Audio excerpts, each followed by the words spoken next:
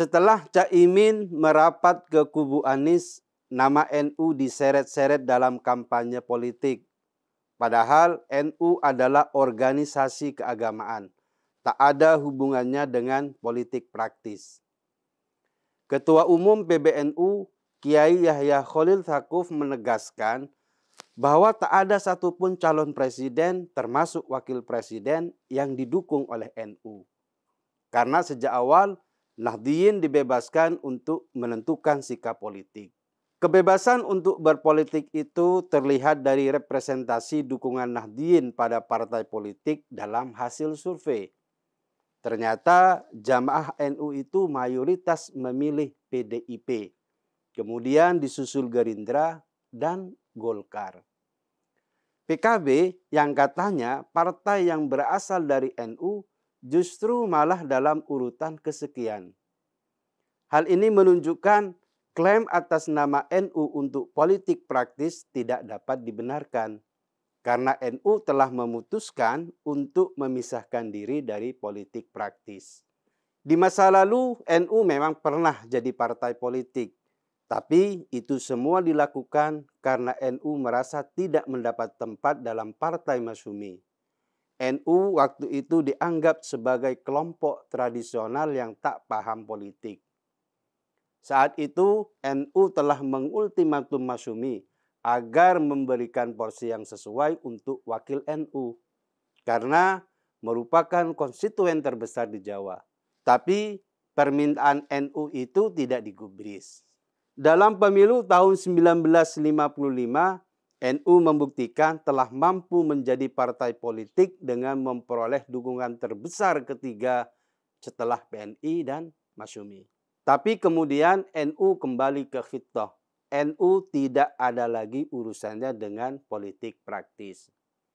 Oleh sebab itu, siapapun saat ini yang mengklaim mendapat dukungan dari NU, itu adalah pernyataan yang sepihak. Nahdliyin pasti sudah paham. Justru kalangan dari luar NU yang mungkin terkecoh dan percaya politisasi agama seperti itu. Faktanya, bahkan Caimin dan PKB bukan representasi NU. Pilpres 2024 memang dipenuhi dengan dinamika dan manuver tajam. Perpindahan Caimin ke kubu Anies telah mendatangkan masalah baru. Sebab di kubu Anies ada PKS. Selama ini NU dan PKS itu seperti air dan minyak.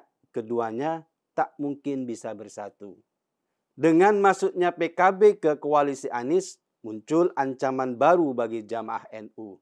Jangan sampai amaliyah atau kegiatan ibadah jamaah NU disusupi paham radikal dan takfiri. Selama ini, kelompok PKS sering menuduh Nahdliyin itu melakukan khurafat dan bid'ah.